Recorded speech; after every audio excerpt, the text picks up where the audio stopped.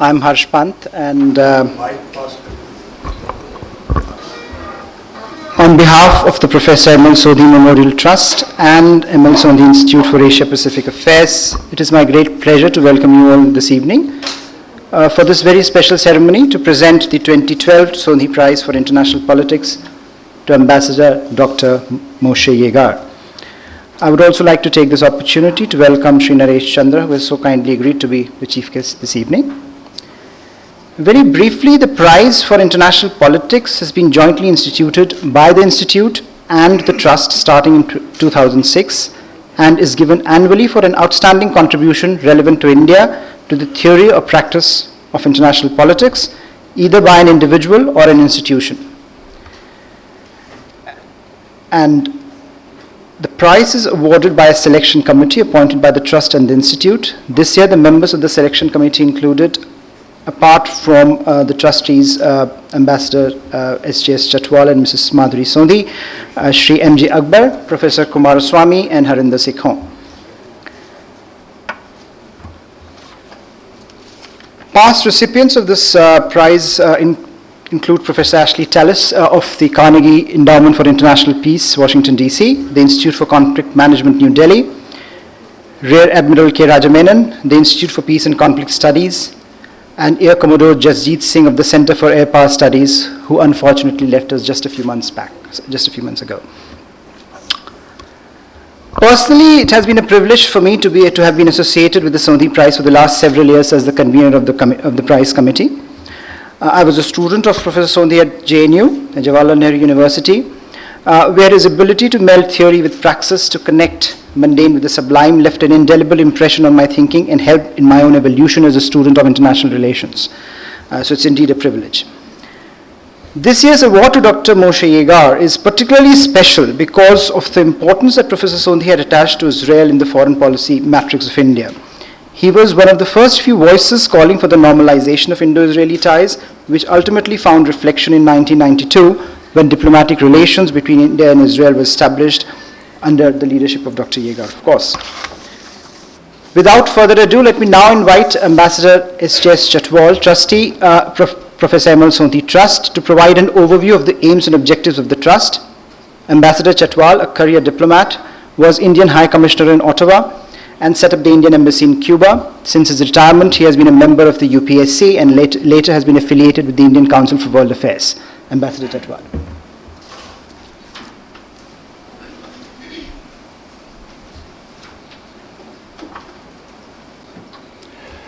Dr. Pant. I've been asked to give the introduction to today's event. I would like to begin by saying that today's event has been sponsored jointly by M.L. Sondhi Memorial Trust and M.L. Sondhi Institute for Asia-Pacific Affairs. The Institute for Asia-Pacific Affairs was set up by Professor Sondhi during his lifetime. The Memorial Trust was set up by Mrs. Madhuri as Sondhi after Professor Sondhi's sad demise. The Asia-Pacific Institute now works under the Trust. I met Manohar soon after he joined for Indian Foreign Service. As a probationer, he came to stay in the old Constitution House on Curzon Road next to my room. I recall that it was late summer evening, and in response to my greetings to him, he gave me an unstoppable lecture on Sikh history. Of course, not forgetting to mention where facts on the grounds had been interpreted differently by Sardar Genda Singh and Sardar Khushwant Singh. These are the two well-recognized Sikh historians. He had stood first in the merit list of IFS of the year he joined the service. We seem to have developed an instant bond and had dinner together that night. During the time that he was in foreign service, we kept in touch, and more so when he was professor of JNU and I, after my retirement from foreign service, was a visiting professor at JNU. We became thick friends together. However, our approach to different Indian political parties remained different. Professor M.L. Sondhi Memorial Trust, the aims and objects are to promote late Professor Sondhi's vision regarding the emergence of India as a strong but benign power in the family of nations. His vision was far-sighted, ranging from domestic politics, liberal economics, policy of non-appeasement,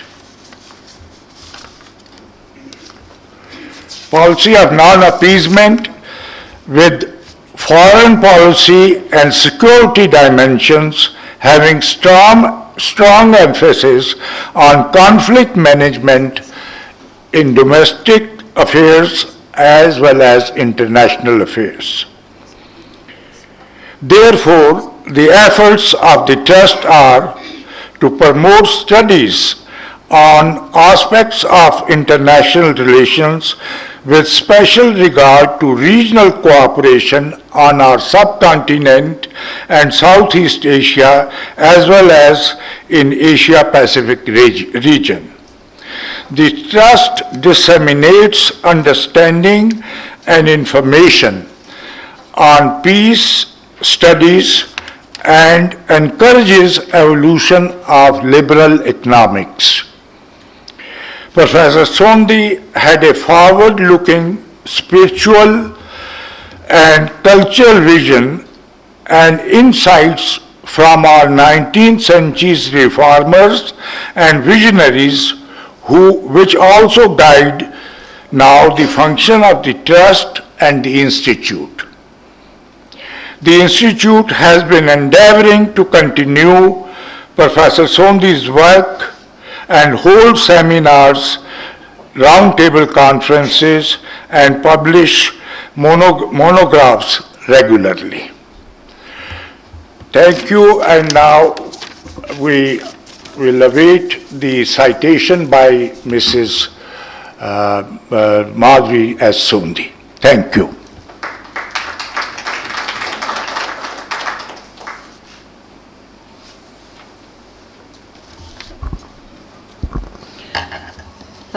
Good evening, everybody, and a very hearty welcome to our chief guest, Shri Naresh Chandra, Ambassador Dr. Moshe Yegar, Mrs. Dwara Yegar, Ambassador Chatwal, of course, His Excellency, the Israeli Ambassador, Alon Ushpiz, and diplomats from the Israeli Embassy and the Indian and Foreign Diplomatic Corps. We are assembled here today, as you know, which is also, by the way, Professor Sondhi's 80th birthday. So on this occasion, we are happy to present the 6th M.L. Sondhi Prize for International Politics to Ambassador Dr. Moshe Yegar, former member of the Israeli Ministry of Foreign Affairs. Now, the selection committee for the M.L. Sondhi Prize for 2012 has conferred the award on Ambassador Dr. Yegar of Israel for the role he played in the normalization of relations between India and Israel. This act of normalization was significant as it put an end to the anomalous situation which had pertained for many years, in which despite India's de jure recognition of Israel since 1950, she had refrained from establishing full diplomatic relations.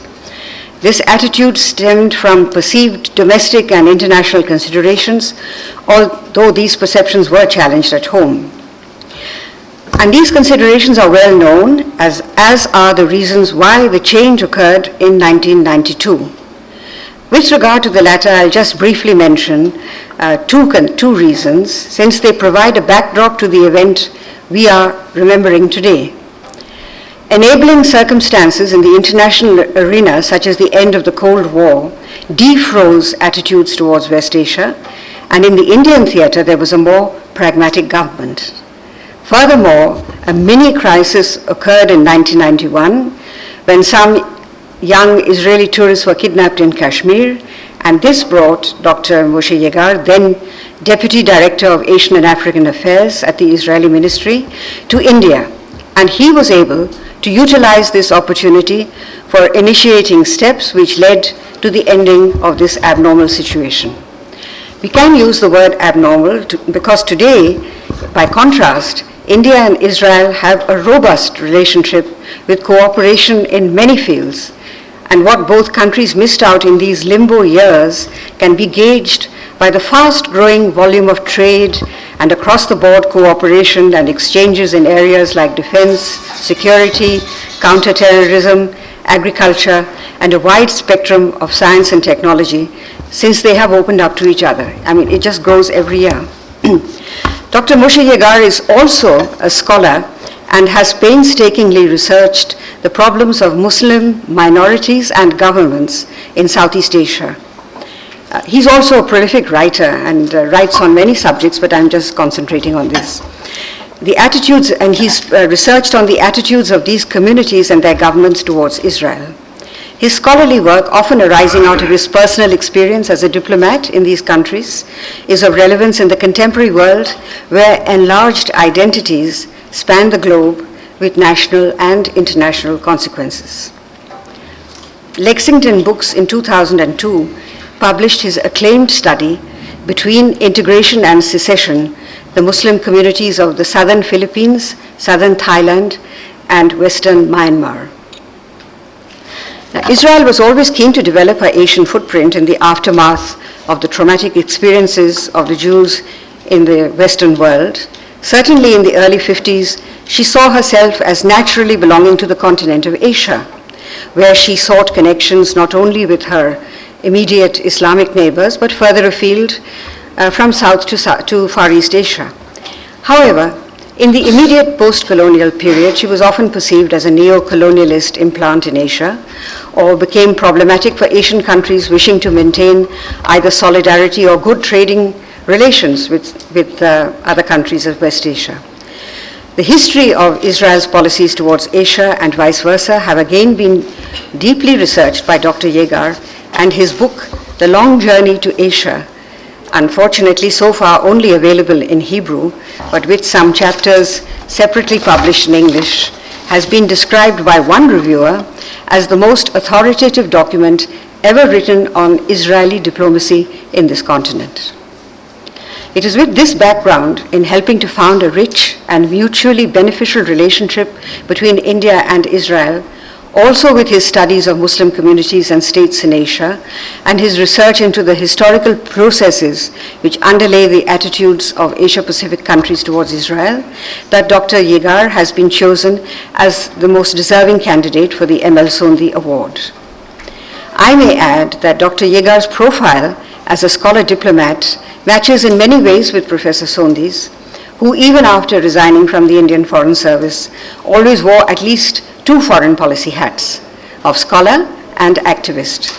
And he also wore a third, that of the politician or public intellectual, and he used all to pursue his particular interests.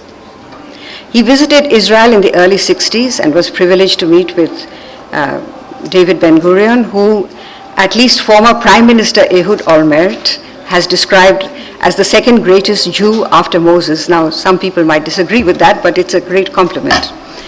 Even if that's an exaggeration, it still points to a remarkable phenomenon. Professor Sondhi was inspired to see how Israel tackled with astonishing success the challenges of development in a difficult terrain, hitherto not famous for either agriculture or industry. He sensed at once the enormous benefits of working with a country which on a mini scale faced many problems similar to India's. The challenge of coping with the diversity of cultures, religions, and languages out of which to forge one modern nation. Of developing agriculture in desert-like conditions or industries almost from scratch, so to say, and all the while evolving and nurturing a democratic polity, her constitution not suspended even under conditions of war and crisis. Many in India at the time were also fascinated by Israel's success in reviving Hebrew, a language even more in disuse than Sanskrit, and modernizing it into the national language of such a polyglot society. Professor Sondhi became a staunch supporter of normalization between India and Israel, which he expressed through various forums, his writings, speeches in parliament and elsewhere.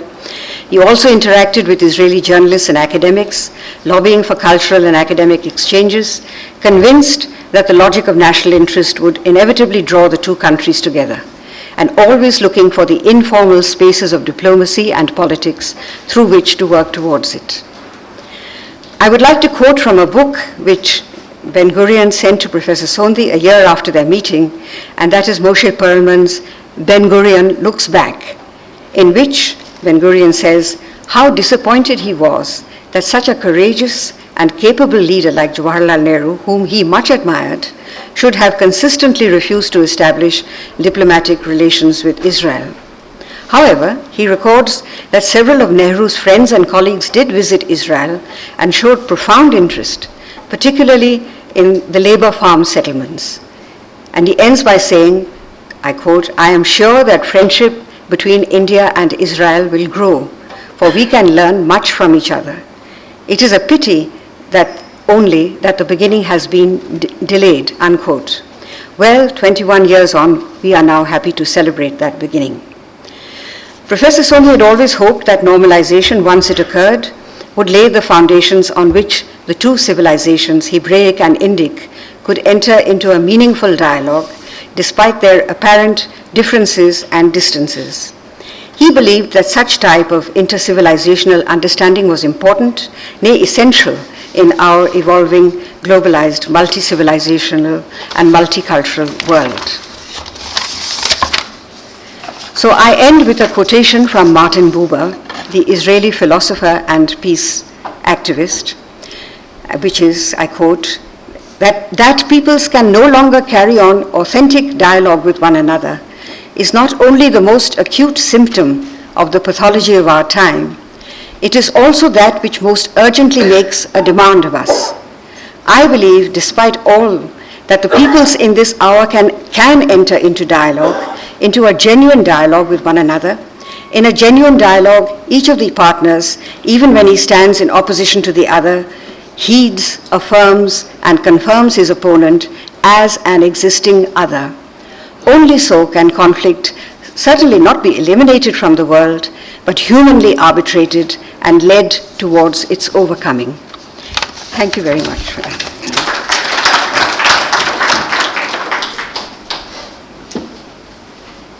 May I now request Ambassador Chatwal to present Dr. Yegar with the shawl.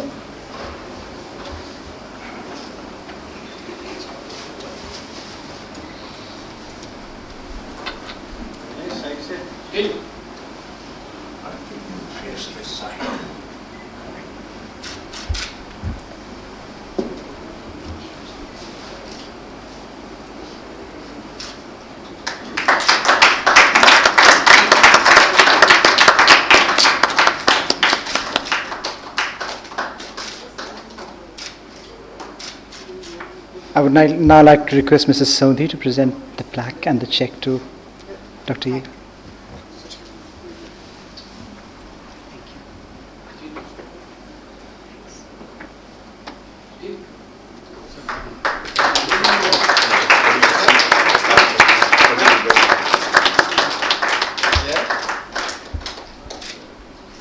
Yes, sir. Sir, Yes, sir. Wait. Yes, sir.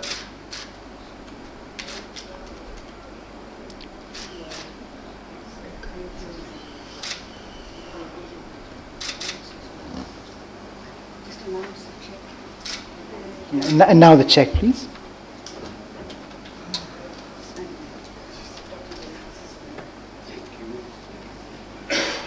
Yes, sir.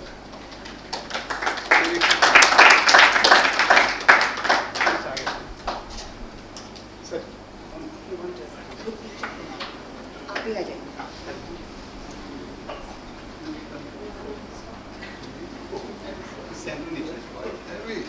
I think you can hold it. Yes, sir. Wait. Yes, sir. Wait.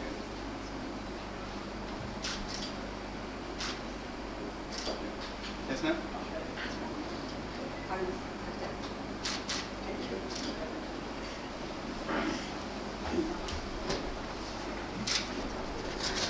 I would now like to invite our chief guest, Shri Naresh Chandra, for his remarks.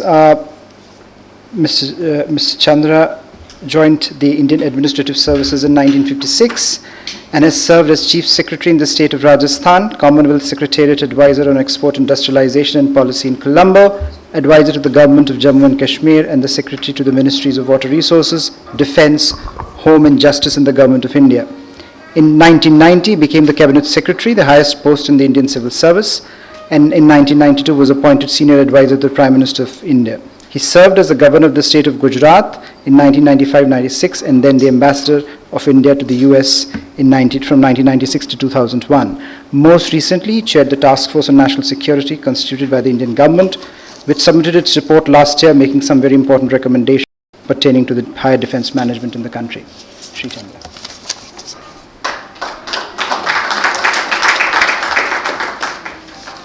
This is not my draft speech.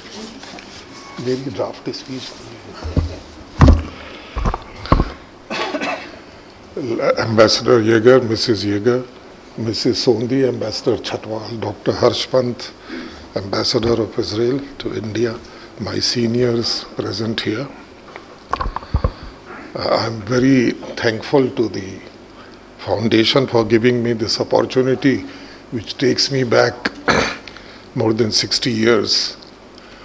I heard of Shri Manohar Lal Sondhi over the All India Radio in 1956, because in those days the list of successful candidates to the IAS IFS examination was broadcast by the radio. It was a big deal in those days. And as Abu Ben Adam, Mr. Sondhi's name had led all the rest. He had topped and created a record in the interview, which has perhaps not been broken so far, but it was equaled, I believe, by Shri Natwar Singh. Why are you sitting at the back, sir? So that was my first knowledge of the great person that he was. When we all came to Metcalfe House in May 1956, it was obvious that the most serious person committed to India's development and greatness was definitely Mr. Sondhi. And it was an example. I mean, some of us were quite relaxed in our training here, but he was always very serious, despite the fact that he had a very good sense of humor. Thereafter, we ran into each other after many years when he was seeking election to Lok Sabha. And I was a member of his constituency in New Delhi. And I don't have to say who got my vote, but he certainly won the election and did a great job in Parliament. Thereafter, we used to meet off and on. He left the Foreign Service, but he never left the foreign policy issues. He concentrated on issues very important to India, not only in foreign affairs, but in development, management of our social affairs and the like, and contributed both in the university and in public life in great measure. We miss him. When I was an ambassador in Washington, I came back.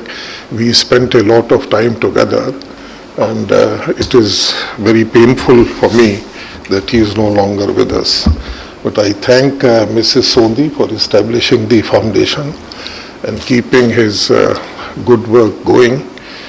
And so that's on a personal note. Dr. Yegar, I had the pleasure of meeting him under some special circumstances which were kept confidential. In the year 91-92, although an in-principle decision was taken that diplomatic relations now need to be established, more than 4 decades of inertia was difficult to overcome. And therefore some special steps had to be taken. And everybody feels that the cabinet secretariat has a lot of spare time on his hands. You get these problems from time to time. So I was told that you have to see that things progress and so on. And I think when the going got tough, the government of Israel very wisely sent Ambassador Yegar, then Deputy Director General in the Foreign Ministry here, and we had a very positive interaction at that time. I am therefore extremely glad that he has been chosen for this year's award, and it is something which is richly deserved for all that he has done, not only for India-Israel relations, but also for peace and harmony in the most difficult area. I think the state of Israel exemplifies what can be done with resolution and application of mind against challenges of an existential nature. And hats off to the leaders, the diplomats, professionals and others of the state who have sort of persuaded me to the view that very often small is great, and this is exemplified in my view by the state of Israel. My mind goes back as to how we started. It's good, it's actually 21 years, I believe, since we established diplomatic relations.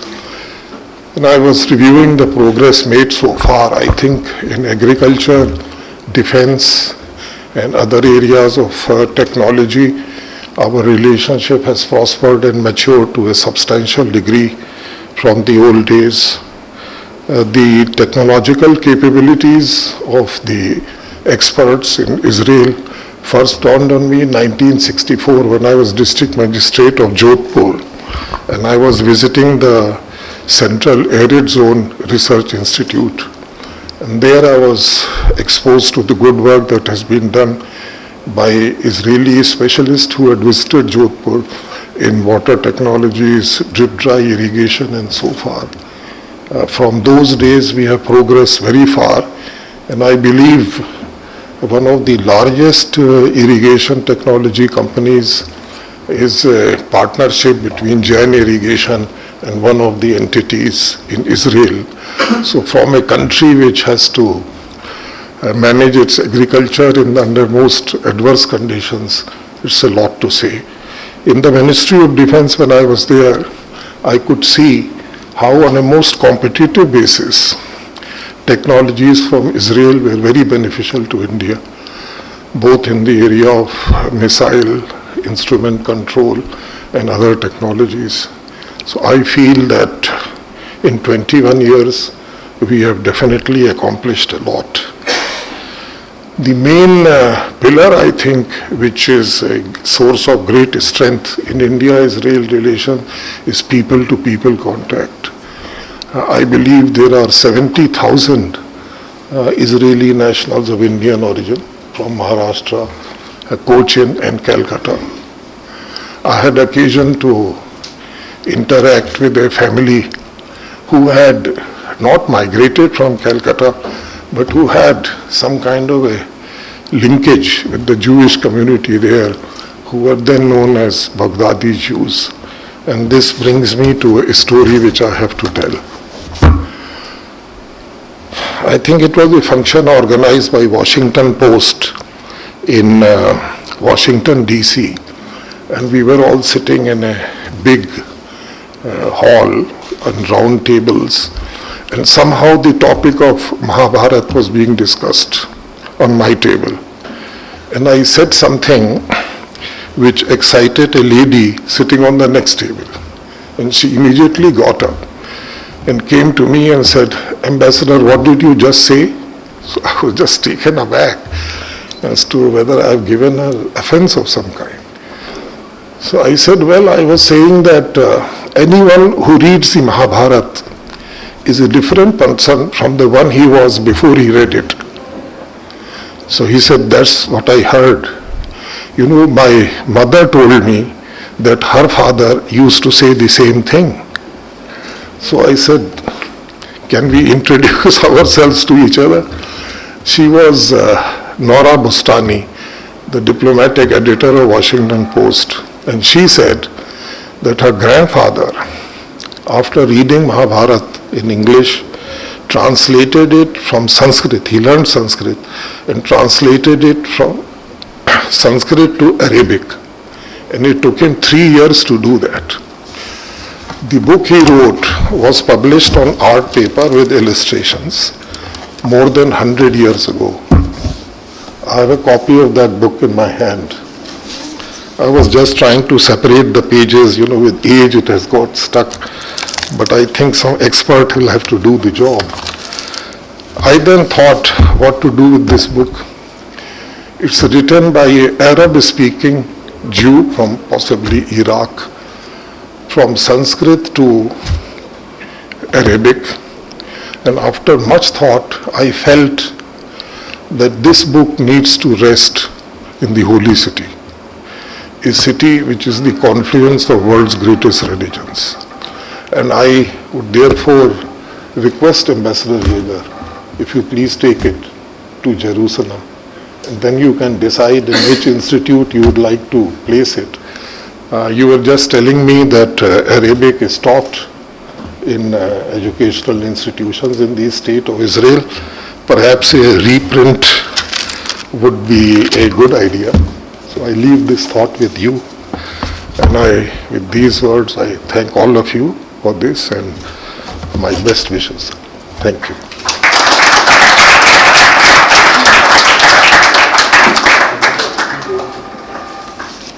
May I now request Ambassador Dr. Moshe Yegar to deliver his talk, India and Israel, History, Perspectives and Change. After his talk, after his remarks, the floor will be open for the audience's questions, comments and observations.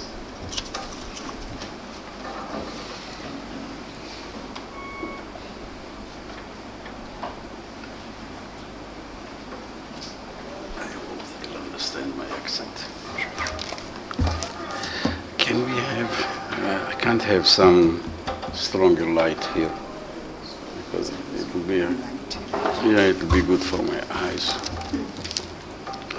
On the trust, members of the selection committee, His Excellency and ML Sondhi Institute for Asia Pacific Affairs, His Excellency Ambassador of Israel, distinguished ladies and gentlemen.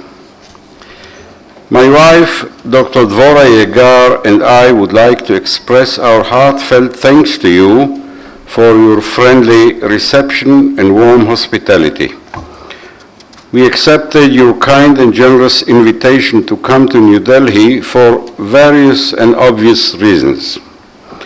First and foremost, for the opportunity to be reminded of and revisit the unique experience I and some dear friends shared at the beginning of 1991. In my almost 40 years of service at the Israeli Ministry of Foreign Affairs, I have been fortunate enough to have witnessed some important events and was even taken a modest part in some of them. But it seems to me that participating in the process of the normalization of diplomatic relations between India and Israel was undoubtedly one of the highlights of my career. I would like to start by explaining the importance of that process and describing the role of some of the individuals who participated in it, above all, that of the late Professor M.L. Sondhi. What was the historical and political backdrop against which those events took place? From the time it was founded in 1897, the Zionist movement strove for international recognition of its major objective, the return of the Jewish people to its ancient homeland, the land of Israel. In Hebrew, we call it Eretz Israel. There were several reasons dictating this decision to return at this particular time. In the past, persecuted Jews had moved from one European country to another. The promise of the Enlightenment turned sour when they, on the whole, remained second-class citizens. The Dreyfus affair in France at the turn of the last century highlighted this fact, and the unprecedented horrors of the so-called final solution in Hitler's Germany put a stamp on it. But the new international order allowed for people under certain circumstances to demand and live in separate states, and this opportunity was seized by the Zionists. The UN General Assembly finally passed Resolution 181, carving out of the territory called Palestine, a former Ottoman territory since World War I, administered under a British mandate, two states, a state for the Jewish people and a state for the Arabs, apart from a few Arab states that already existed at the time.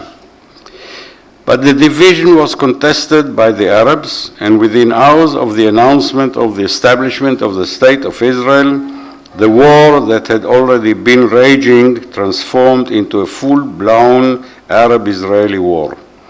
5 Arab armies, those of Egypt, Jordan, Lebanon, Syria, and Iraq, in addition to local Palestinian Arabs and contingents from other Arab countries, attacked Israel. I'm sure all this history is well known to this audience, and I will move on to matters relating to strategy and diplomacy. Since Israel attained independence in May 1948, it has striven to develop diplomatic relations with countries in Asia. The reason for this was not only the need, important as it was, to circumvent Arab hostility, but also the consequence of a deep conviction that the people of Israel, descendants of the Hebraic tribes that founded the early Judaic kingdoms with their long history and ancient civilization, are a true and genuine part of the Asian continent and its myriad civilizations. Significantly, in India, you refer to what Europe called the Middle East as West Asia. So we are all agreed that the inhabitants of that region are Asians. David Ben-Gurion, the first Prime Minister of Israel, was one of the foremost, but by no means the only, articulator of this position. However, most Asians did not accept this argument. I will briefly describe some of the serious obstacles that prevented Asian statesmen from responding to diplomatic overtures by the Israelis, obstacles that were peculiar to the Asian situation and not typical of other parts of the world. First of all, the vast majority of the peoples of Asia were not acquainted with the deep historical links between the people of Israel and the land of Israel, which later became known as Palestine, and I already said that we call it Eretz Israel. The religious and social culture, the historical stories, psalms and prayers contained in the Old Testament, and the history of Israel under the Roman Empire, culminating in the expulsion of the Jews from Jerusalem, are an integral part of the Western Christian ethos and historical understanding, but were unfamiliar to Asians. I'm given to understand that general knowledge of Jewish history, the early Judaic kingdoms, the expulsion of the Jews from their homeland, and their checkered sojourn in different parts of Europe, even up to the story of the Holocaust, is hardly known in India. Second, for the average intellectual in Asia, Israel was perceived as part of the European Western group of civilizations. Her social and cultural character had, through the Bible, both affected Europe and, after nearly 2,000 years of living in different parts of that continent, been influenced by her, leading especially after the Enlightenment in some degrees to a common culture. Karl Marx was a Jew, as were Einstein and many outstanding poets, writers, philosophers, and thinkers of modern Europe. This large-scale acculturation to Western models was alien to Asian intellectuals. Hence, the Jews or the political Zionists became more identified with the Western world than with Asia. This despite the fact that in their private lives, Jews clung to their religion and rituals. Third, the very small, insignificant number of Jews in Asia from the Indian subcontinent eastward limited the possibility of disseminating information about the people of Israel, their history, beliefs, traditions, and legacy. Fourth, the majority of the political elites in Asian countries after World War II were anti-Zionists. Their attitudes were greatly influenced by the various anti-imperialist and anti-colonial movements that spread in Asia during the 1920s and 30s. As just explained, during their long sojourn in Europe, the Jews had indeed adopted many aspects of European culture, including their languages, which made an identification of the Jews with Europe easy. So the State of Israel was interpreted by Asians as another example of Western colonization, although one of its most important raison d'etre was to escape from the tyranny and injustices of Western anti-Semitism. Another contributing factor to Asian attitudes was a sense of solidarity with the Arabs among the Muslims of Asia, which added to anti-Zionist and anti-Israel sentiment and to support for the ongoing Arab struggle against Israel. Such factors would help to understand why, since the 1950s, Israel has not succeeded in being admitted to the Afro-Asian bloc and to all other conventions of the non-aligned world. Mahatma Gandhi and Jawaharlal Nehru themselves did not support the Zionist idea, in spite of the many efforts made by some sympathizers of Israel to persuade them otherwise. Moshe Sharet, the first foreign minister of Israel, traveled extensively in Asia in 1956 for more than 3 months. He met with most of the leaders of Asia at the time, including Prime Minister Nehru. In his diary of that lengthy trip, Sharet complained of the ignorance he encountered in his dialogues with Asian dignitaries concerning Jewish history and the contribution of the Jewish people to culture, science, and civilization, several of which have implications for all of humankind. He noted with sadness that Asians too easily accepted the argument that the Arabs were the sons of the soil, forgetting that the Jewish people had been in continued residence there long before the Arabs, and were returning to their ancient homeland after a prolonged exile.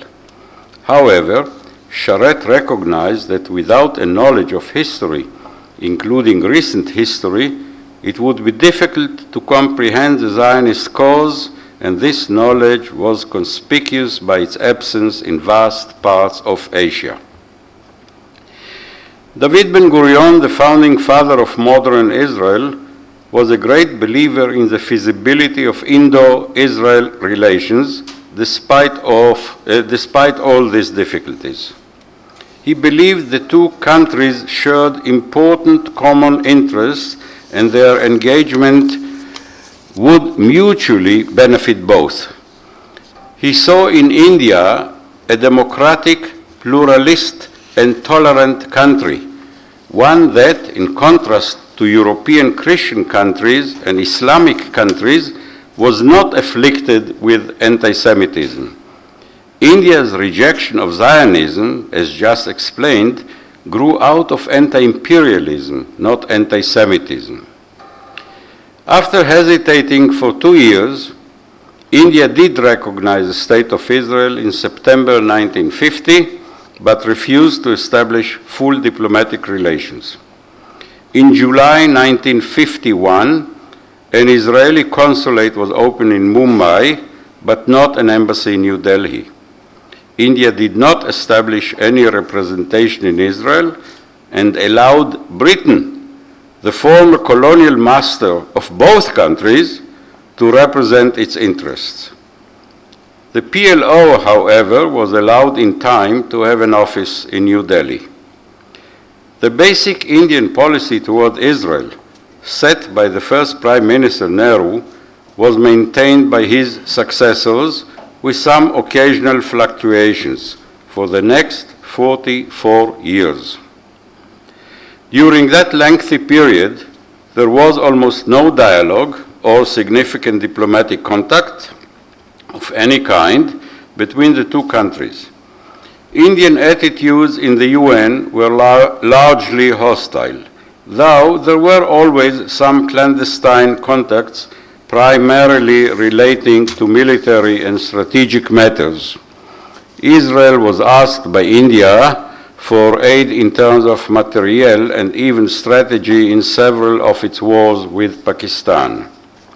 However, there were always a few individuals, some in the Congress party, some not, who thought otherwise, such as Vijaya Lakshmi Pandit, Sarojini Naidu, B. Shiva Rao, his brother B. N. Rao, Sardar K. M. Panikar, Indian socialists attracted by the idea of kibbutz socialism, for example, Jai Prakash Narayan, who met Ben-Gurion in Tel Aviv in 1958. Alas, they were not influential enough to bring about a change in the government's or ruling party's stance. After Indian independence, especially by the time of the fourth Lok Sabha, several opposition parties were more vocal in demanding an improvement in relations between the two countries, especially the Swatantra, Bharatya Jana Sangh, and some socialists. It was against such a backdrop that on March 16, 1964, Professor M.L. Sondhi, then a young man of 31, visited Israel for the first time. He visited Ben-Gurion at Kibbutz Sde Boker in the Negev desert, where the retired Israeli Prime Minister lived. On that occasion, Ben-Gurion recorded in his diary the details of their conversation and exchange of views. This visit was the first of several and the beginning of Professor Sondhi's ardent championship of the cause of normalizing Indo-Israeli relations. The ups and downs in the Indo-Israeli relationship, the result of foreign and domestic considerations, have been outlined by several scholars in India and in Israel. The nadir in relations was reached when India expelled the Israeli consul from Bombay and supported a resolution at the UN condemning Zionism as racism. Not only was it a cruel twist in the wounds of a people who had suffered under racism for nearly 2 millennia, it ignored the actual situation of the Arab citizens of Israel, who though fraught with problems arising out of the unresolved conflicts of West Asia, have basic political, health, educational, and civil rights. However, the international situation changed dramatically at the end of the 80s and the beginning of the 90s. First, there was the collapse of the Soviet system, bringing with it the end of East-West polarization. This greatly diminished the political and ideological importance of the non-aligned world. The lower oil prices of the early 90s reduced India's dependence on Arab oil, making it at last possible for her to reassess her West Asia policy in light of the sustained pro-Pakistani bias of most, if not all, Arab and Muslim countries with regard to the conflict over Kashmir. Second, the first Gulf War of 1991, which exposed severe weaknesses and rifts within the Arab world, undermining the illusion of a strong, united bloc and allowing for a play in diplomacy. Third, that period witnessed negotiations between Israel and the PLO with the participation of and under the auspices of many countries. Israel made it clear that any Indian participation in the Middle East peace process, including the Madrid conference, which was scheduled for the end of 1991, was dependent upon the normalization of relations between the two countries. However, the fourth and most significant change occurred within India itself. Narasimha Rao was elected Prime Minister and soon presented an agenda rather different from that of his predecessors, both in the economic and political spheres. One may add that the surge of radical terrorism contributed to the deterioration of the security situation in India.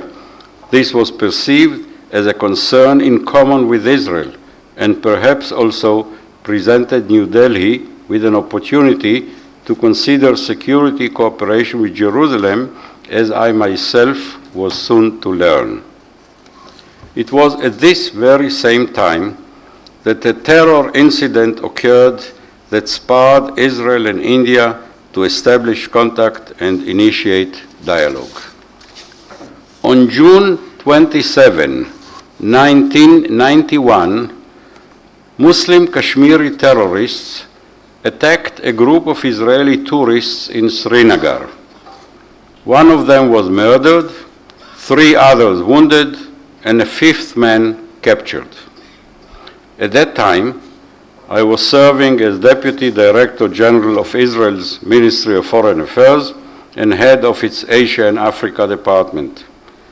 On the next day, June 28, I was instructed to travel to India to arrange for the transfer of the wounded to Israel and to take whatever action was possible to free the abducted Israeli tourist. My immediate superior, the Director General, added that I was not to shy away from diplomatic talks if the opportunity presented itself. Even though there had been no diplomatic contacts between the two countries for many years. The Indian Foreign Ministry was already informed of my scheduled arrival by our consul in Mumbai. I arrived in New Delhi near dawn on Monday, July 1st, 1991.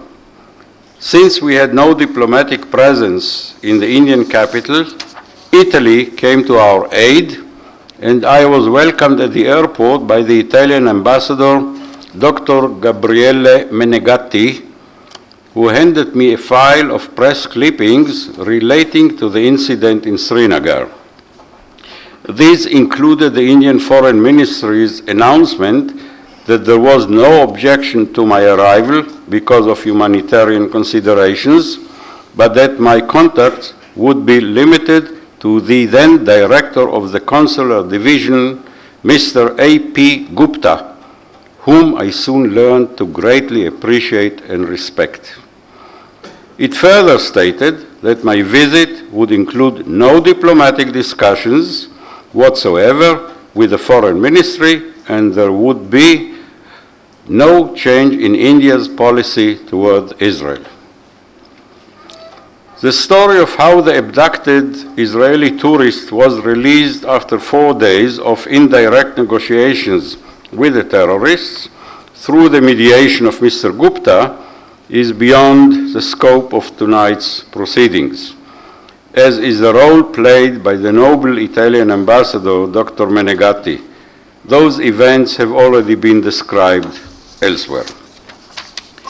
To come back to my present story, among the messages awaiting me upon my arrival at the Meridian Hotel, I found one from Professor M.L. Sondhi, at that time head of the International Relations Department of Jawaharlal Nehru University.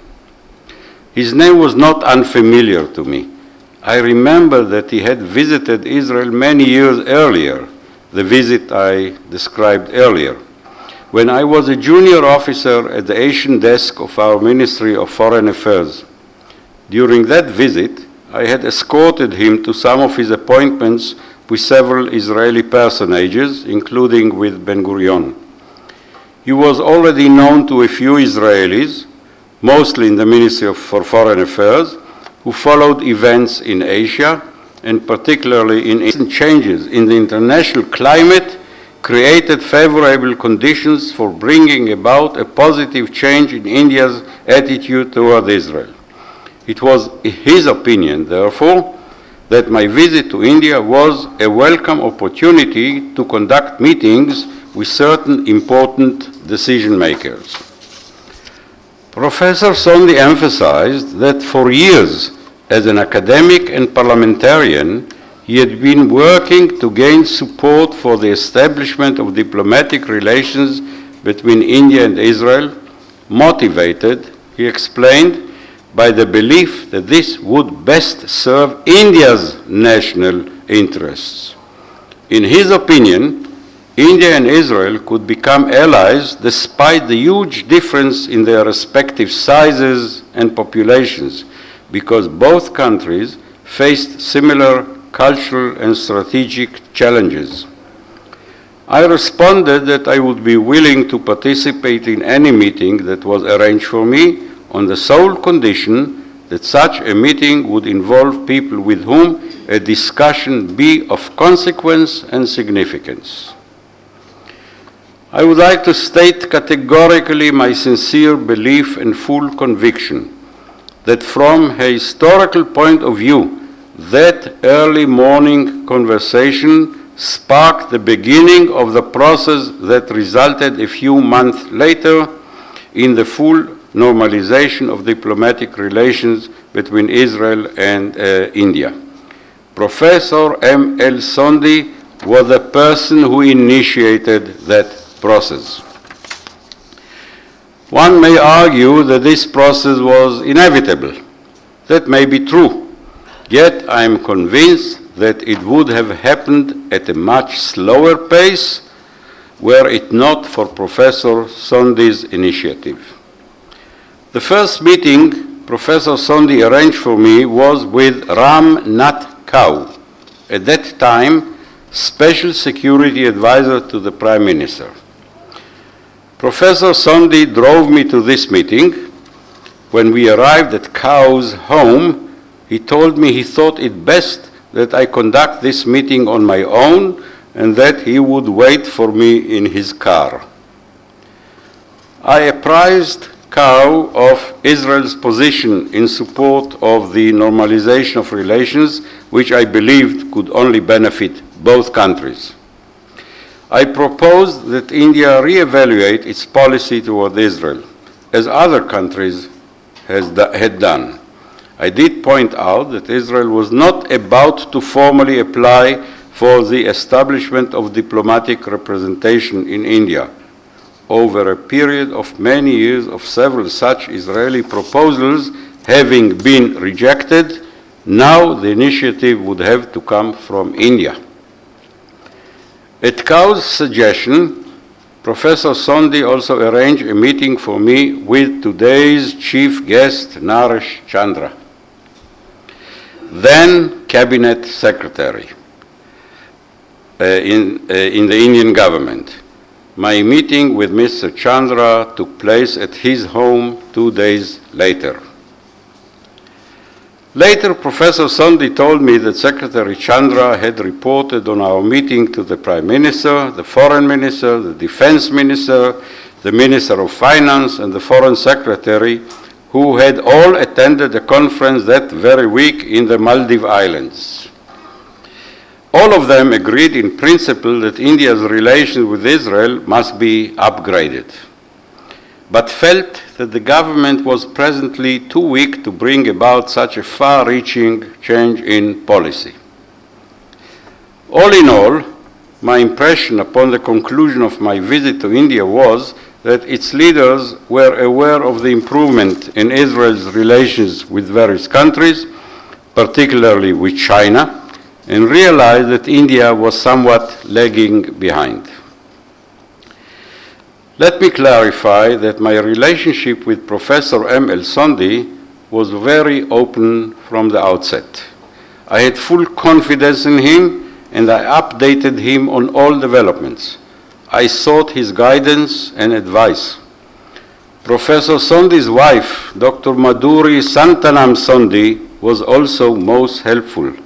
Not only did she share her husband's views on India and Israel, but she has published a scholarly book on two of their important philosophical contemporaries, Martin Buber of Israel and B.K. Malik of India. The name of the book is Intercivilizational Dialogue on Peace, published in 2009.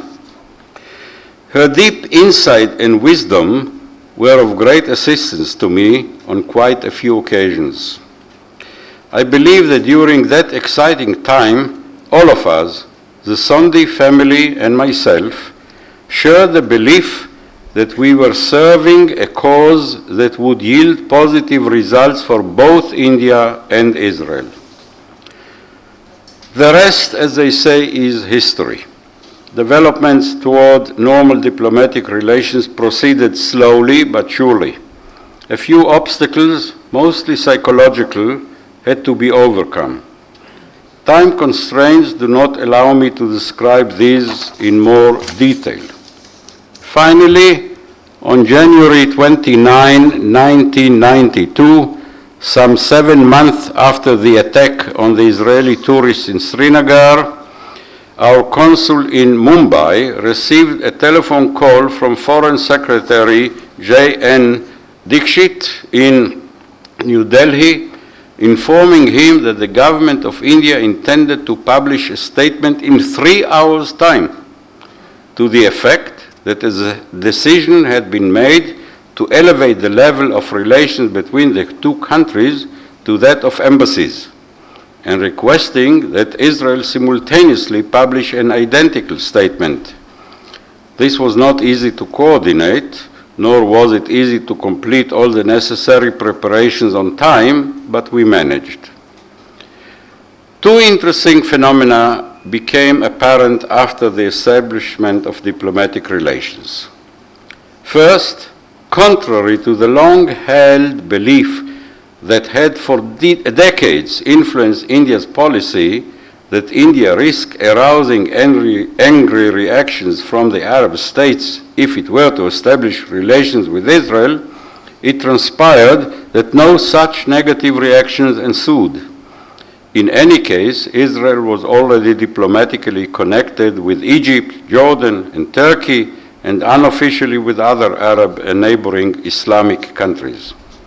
So when the Indian government demonstrated its determination, the Arabs respected it. The second interesting phenomenon was that no significant protest was voiced by India's Muslims, the fear of which again had inhibited Indian politicians right from the times of Mahatma Gandhi and Nehru onwards. These reactions, or lack of them, were exactly in accordance with what Professor M.L. Sondhi had assumed all along and voiced to me and other Israeli friends time and again. And finally, events unfolded according to his predictions. I should mention that the journalist Saeed Naqvi predicted the same outcome. He told me that Indian Muslims were first and foremost loyal citizens of India. They would support any move that served India's interests. Naqvi himself was exceptional in supporting such a move. What followed is well known. Within a short time, an excellent relationship developed between India and Israel in many realms, especially in agriculture, economic and commercial exchanges, medical, scientific and technological cooperation, matters of security and strategy, and much more. Mutual trade in 2013 reached $5 billion, and it seems that the potential for further cooperation is almost limitless. Among many in Israel and apparently in India as well, there is a prevailing feeling that the lost years during which there were no diplomatic relations were a somewhat abnormal phenomenon. I would like to conclude by making a suggestion. There is still much that can be done to strengthen the ties between Israel and India. It seems that of all realms, one very important one has been neglected: academic ties. Let me go back a little in history. On March 23, 1947, a few months before the partition of the Indian subcontinent, Jawaharlal Nehru convened the Asian Relations Conference in New Delhi, to which the Hebrew University of Jerusalem sent a delegation. On April the 8th, the eminent historian and diplomat Kayala M. Panikar submitted a written memorandum to the Jewish delegation in which he discussed the desired development of relations between, in his words, Hindus and Zionists, where we would most probably today speak of Indians and Israelis. He suggested a few practical steps, one of which I will expand upon here: cultural and academic exchanges. He proposed the establishment of a Department of Judaic and Semitic Studies at the Benares University and a Department of Indian Studies at the Hebrew University of Jerusalem. He enumerated a detailed program for exchanges of teachers and the publication of books on India and on Judaism and Zionism. His suggestions were well received by the Jewish delegation. Unfortunately, it was not long before war engulfed both India and the newly established State of Israel, and their attention was diverted elsewhere. It is high time to revive Panikar's great idea and to implement it. It is my sincere hope that both the Indian and Israeli governments and non-governmental organizations will work to strengthen academic ties. Government involvement or assistance is desirable but not entirely necessary. The initiative to establish such departments may or should originate from other quarters. Perhaps such initiatives can even start here. When speaking of ties between India and Israel, the towering image of a wise and courageous man arises, Professor Manohar Lal Sondhi. For dozens of years, he worked tirelessly to bring about the full normalization of diplomatic relations between the two countries, fervently believing that it would be in the best interests of his beloved India. It is doubtful whether things would have developed in a similar fashion without his advice and persistence, and without the unyielding support of his erudite wife, Dr. Madhuri Santanam Sondhi. Although I'm very proud and most grateful to the Professor M.L. Sondhi Trust and the M.L. Sondhi Institute for Asian Pacific Affairs for awarding me the M.L. Sondhi Prize for International Politics. I would like to humbly state that I did not do any more than try to faithfully serve my country, exactly as Professor Sondhi and his illustrious wife, Dr. Sondhi, did to serve theirs. It is incumbent upon all of us who believe in the fostering of close ties between India and Israel to honor his memory and to preserve his heritage. Thank you.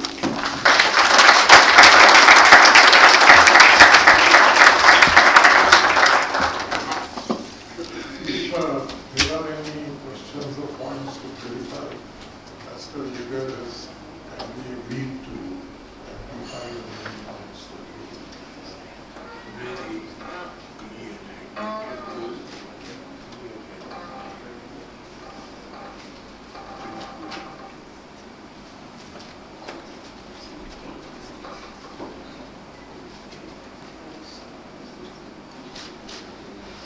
I can interest the ambassador going in a slightly different direction. Could you comment a little bit on the new situation in the Middle East and what it looks like from an Israeli perspective in terms of all the changes that have taken place since the Arab Spring and ongoing, the civil war in Syria, and might be of interest to many in the audience? Well, I'm ready to stay here until early morning. I don't know about all of you. Many people in Israel and elsewhere make a nice living trying to understand what's happening in our neighborhood. First, I want to emphasize, for quite a number of years, I'm a private citizen. I don't speak anymore for the government of Israel. So anything or any view I may express is my own. Those who want official views of Israel, if I may advertise the presence of our ambassador here.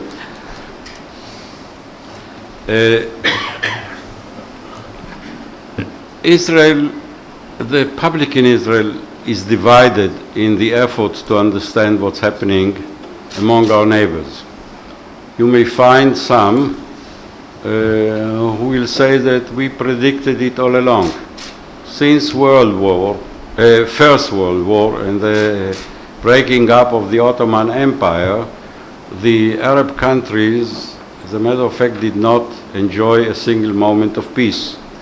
Their history is full of troubles since the end of the war, with ups and downs, of course. In recent years, it came to an explosion, what at the beginning some experts who would like to swallow their words today call the Arab Spring. Well, it became a very heavy winter. In all of them, you know, it started in Tunisia, I think, and moved from one country to another, and culminated in the present tragedy in Syria, and no one sees an end to it. And this is not the end of the story. The policy of Israel, and I'm speaking as an Israeli who tries to understand the policy of his government, is that Israel is not involved. Israel is watching her interests and is very careful not to get involved. It's not our business. This is an internal Arab affair. Unfortunately, there are others who put their finger in it, like mostly Iran. Iran is a disturbing factor there. But you see the beginnings of a new kind of Cold War between the United States and emerging Russia. I wouldn't try even to guess how it's all going to end up. It will take time, I guess, before it ends up. Turkey became a factor there. There are many elements that make the situation complicated and difficult to solve. The only Israeli involvement in the war in Syria is the treatment of Syrian casualties of both sides. government and the rebels. You must have heard that Syrian casualties, wounded people, civilians and soldiers, or fighting people, who may get close to the border, to Israel's border, cross over and ask for assistance. Our army established a military hospital along the border, and their wounded are those who reach that particular point are treated. 2 hospitals in the north receive regularly wounded Syrians or pregnant women who expect children. Some Syrian babies were born in Israel. They may face a problem in the future if it is discovered that they are automatically Israeli citizens. But altogether, I think the figure is about, so far is about 300 Syrians who were treated in Israel, and nobody makes much publicity about it because it may cause damage and harm to the casualties. Those who finish their medical treatment are sent back to Syria very carefully, that no one will pay attention to, because one of the 2 fighting sides may take revenge. This is the only thing one can say. I believe that Israel is on the watch. In case there will be any effort to disturb the situation along our border, Israel will react. And I think that both sides know it very well.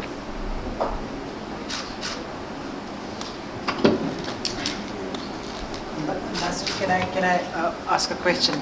It's slightly related, but I think one of the most significant developments in recent times is the emerging thaw in U.S. relations with Iran. And I was wondering if you can expound a bit on what this means for Israel and for the region as a whole, because we as an Indian audience, I think, are particularly interested in that aspect of the policy of the 2 main countries. Every Israeli citizen is interested in that matter too, and even worried. Again, this is an issue on which Israeli public is divided, as usual, on most issues we are. There are those, and based on some polls that were taken recently, the majority of Israelis are extremely unhappy and even worried with the agreement that was signed between the United States and the European community and Iran. The Americans insist that diplomacy should be given a chance, but those who know Iran, and we happen to know Iran to a degree, don't trust that this will happen. And I think, if I may risk a prediction, before long I'm afraid it will be discovered that Iran cannot be trusted. But we shall find out. It was not always like that. During the Shah period, relations between Israel and Iran were extremely intimate. It's only since the mullahs, the Shia leadership took over that things changed. And to their credit, one should add that they don't mince words and they don't hide their intentions. They talk about it openly. And it will be a gross mistake, a tragic mistake, to try and ignore what the Iranians are saying. I would like to paraphrase something that a great expert, American, from Princeton University, wrote a few months ago. It's a paraphrase, not a quote. He's considered, I think, one of the best, if not the best expert on Middle Eastern countries. He said that what Western countries or democratic countries fail to understand is the nature of the Shia religious regime in Iran. We all know about a phenomenon which existed since medieval ages, but expanded much more in our own generation, and this is the phenomenon of terrorists who commit suicide, who are ready to sacrifice their life in order to see their victim killed. So a person exploding a device on himself, getting killed in the process, but at least achieving a certain murder around him, it brings him to paradise or God knows where, with all the benefits that are associated with this act. Now, what should be paid attention to is what happens on a personal level, what individuals are ready to do. There is at least one state that is ready to do the same, which is Iran, to commit suicide, national suicide, as long as they bring about the massacre they want to bring about. In normal terms, and I won't mince my words, I mentioned that expert, but he's not alone. There is a deep belief which cannot be comprehended by people who were brought up in different regimes and different way of thinking. Irani present religious leadership will be ready to suffer the consequence of an attack on their part, knowing what their punishment will be. They'll be ready to do it. Other countries, leaders, responsible leaders anywhere else in the world will think twice or three times or thousands of times before they attack a neighbor if they know that the punishment will be heavy. But the Iranians don't make these considerations at all. And this is what makes the regime in Iran so dangerous, and this is why Israel is so nervous. Our present Prime Minister did something which is a bit not regularly done by Prime Ministers. And this is repeating day and night, in spite of resentment on the part of the United States and others, and even some critics in Israel. He believes that the situation may develop into a huge tragedy and it must be prevented. My own view is that the greatest danger today to Israel and to other countries as well is Iran. Iran must be prevented at all costs from attaining its goal in building nuclear devices.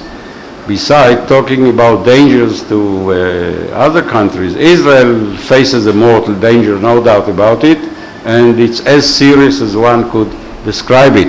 But one has to remember that good part of the Islamic terrorist activities around the world today, which are channeled through different organizations in different countries, not only Al-Qaeda, but there are other, there is a proliferation of terrorist establishments. Most of them are financed and even directed by Iran. I think India also had her share of some terrorist activities in recent years. And I don't know exactly where the roots are. My automatic suspicion is that I know where it comes from originally. So one cannot use strong enough words to caution mankind of what we may face if Iran will not be stopped, and one should not take risks. But this is exactly what Western countries are doing, taking risks they will not be the first to pay for, others will.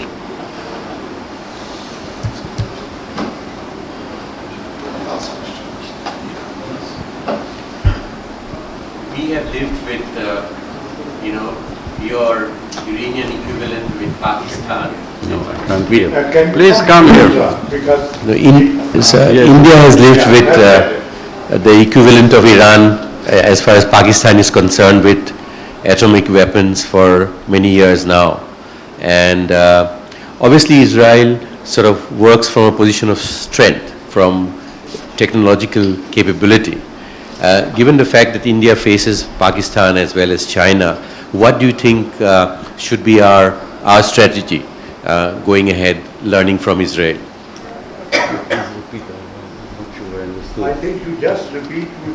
hear you well here. Parts Can of you your come question. closer? Please come here, Please come No, closer. no. I'm an old man, I'm No, difficult that's in all, hearing. that's all right. I was just saying, we,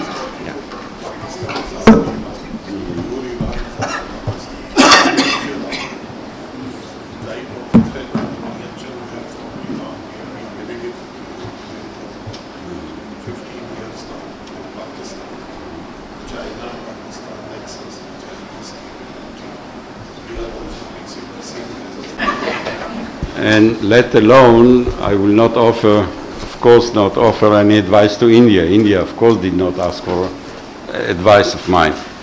But there are similarities and there are also dissimilarities. There is huge dissimilarities in size and various other possibilities that India has, we don't. I can't evaluate exactly how dangerous a country like Pakistan with its internal problems, and you all know better than I do what problems Pakistan is facing, whether such a country is a real threat to India or not. On the other hand, some other people might argue that we should learn from history that countries with internal problems sometimes look for an outside adventure in order to divert attention. So this is something that has to be followed day in, day out. I mean, what happens, all countries in the world should be careful and watch their neighbors. It is important to add, it also brings me back to the previous question, but it also relates to yours. Pakistan has a nuclear bomb, we all know. I think we also know that it is not Pakistan who paid for it. It was financed by Saudi Arabia. So I read in various places.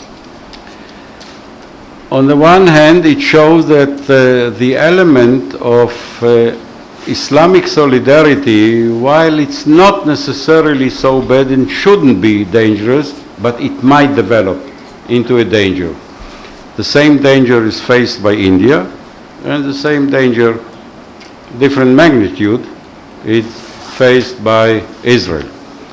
An additional danger, going back to Iran, is that if Iran, God forbid, succeeds to build without interruption, to succeed a nuclear device, the other Arab countries who feel threatened by Iran, the Sunni countries who feel threatened by Iran, would like to do the same. One can easily imagine that a country like Saudi Arabia will tell the Pakistanis, we finance your nuclear effort, so you better give us one or two of such samples of such toys. We need it because of Iran. The Gulf sheikdoms may do the same. And the leaders of Egypt already declared that if Iran gets a bomb, they will try to do the same. Can you imagine what kind of life will it be in the Middle East and in Europe to that extent? That so many countries, not all of them responsible countries, not all of them have a responsible leadership, political leadership. Can you imagine what happens if atomic energy for military purposes spreads that wide?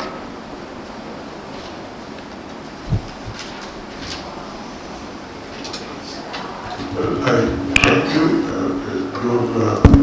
Your address has been very illuminating, and we are grateful that you have taken very complex questions, and even though you took the precaution of saying you are not speaking on behalf of government of Israel, you have given us very fulsome and wise answers. For that we are very thankful. I'm not responsible for what I say. That's actually, I'm in the same position, sir, as you are. I'll request Dr. Harsh Pant to. Yeah, very briefly, on behalf of the Professor M.L. Sondhi Memorial Trust, I would like to thank Dr. Yegar and his wife for being here with us this evening, and to our chair, Shri Naresh Chandra, for taking time out for this event. I would also like to thank Director India Habitat Center, Dr. Raj Liberhans, and the Program Office for all the logistical support in making this event possible. Special thanks to Madhu Chaudhary of Dilip Chaudhary Associates for design consultancy. And last but not the least, a very big thank you to all of you for being here with us this evening and making this evening so engaging. Thank you very much.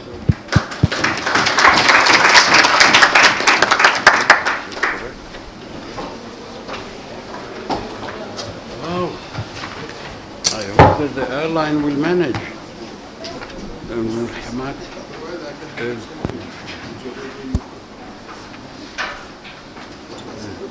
Is it possible? In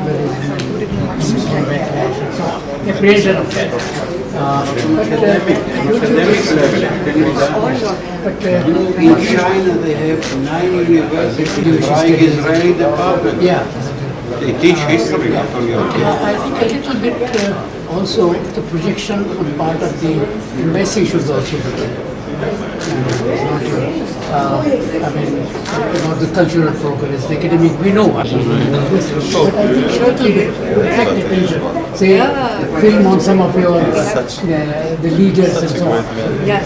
That kind of a thing. And many other things, all that way, even when the relationship was not there. A lot of leaders went. Though it annoyed the government of India.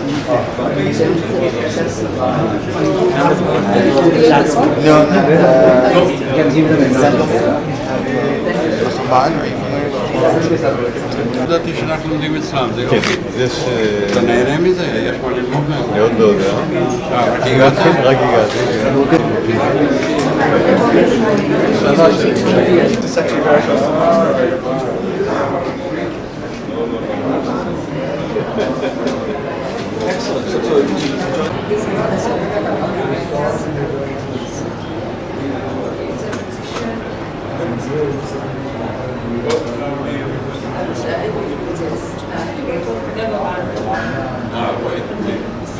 Hosted.